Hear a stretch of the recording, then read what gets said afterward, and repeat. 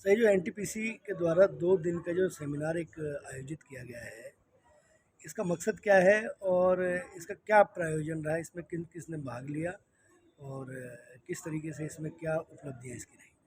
अ, ये जो 2 दिन का हमारा वेंडर डेवलपमेंट प्रोग्राम होता है, जिसमें हम जो भी हमारे उद्यमी हैं, जो कि सारे अपना व्यापार करते हैं, तो उनको मार्केट कैसे मिले, कहाँ हमारी जो सीपीएसयूज़ हैं, हमारी एक एक स्कीम है पब्लिक प्रोक्योरमेंट पॉलिसी, उसके अंतर्गत हम लोग जितने सीपीएसयूज़ हैं, उनके लिए हमने रिज़र्व कर रखा है 25% वो हमारी माइक्रो और स्मॉल इंडस्ट्री से लेंगे।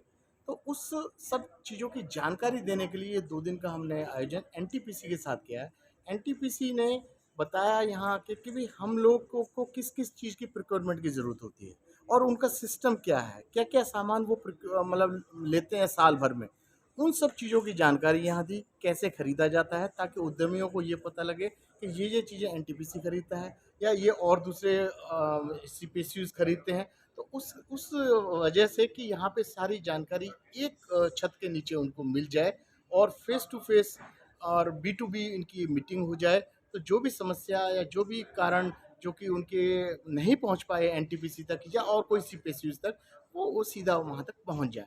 तो हमारा पर्पज़ और इसके साथ हमारे जितने और स्कीम्स हैं या जेम की प्रॉब्लम्स हैं या हमारी अपनी जो स्कीम्स चल रहे हैं, उनके बारे में भी जानकारी देना ताकि ज़्यादा से ज़्यादा लाभ वो प्राप्त कर सकें। अच्छा सर, इस समय एक बड़ा अभियान, क्योंकि अगर देश के अंदर देखा जाए तो लोगों को इस समय उद्योगपति या उद्यमी बनाने की तरफ अग्रसर है, बेरोजगारी की तरफ, क्योंकि लोग अगर नौकरी नहीं करेंगे हुँ, और केवल उद्योगपति ही बने, क्योंकि आप इस फील्ड से जुड़े हुए हैं, मेरा सवाल इस वजह से आपसे है। हुँ।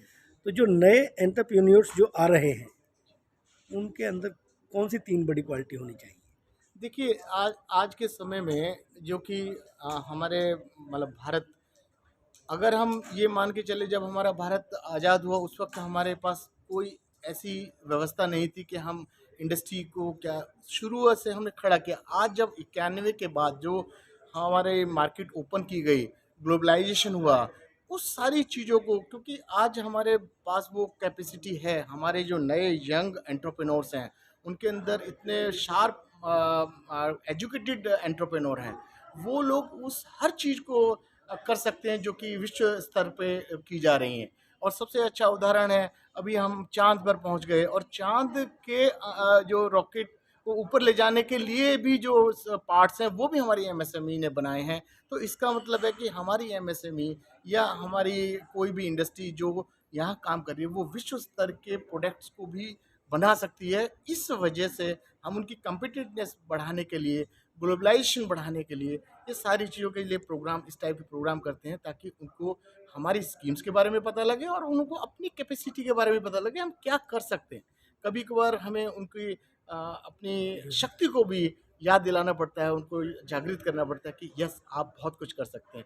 और वही काम हमारे माननीय प्रधानमंत्री जी कर रहे हैं कि आज विश्व स्तर पे विश्व गुरु बनाने के तरफ अग्रसर हैं। तो उसका कारण ही यही है कि हमारे अंदर की एक जो शक्ति है उसको उन्होंने जागृत किया। एक सर, अपना नाम और अपना डेजिग्नेशन। मेरा नाम डॉक्टर आर के भारती है और मैं यहाँ पर दिल्ली एनसीआर स्टेट डायरेक्टर हूँ और साथ में एडिशनल चार्ज मेरे पास आगरा का है जिसमें 22 ज़िले लगते हैं।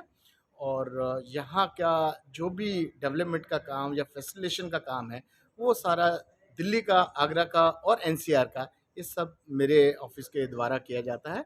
और हम कोशिश करते हैं कि हम इन सब तक लोगों तक पहुँचें, ये हमारा उद्देश्य है।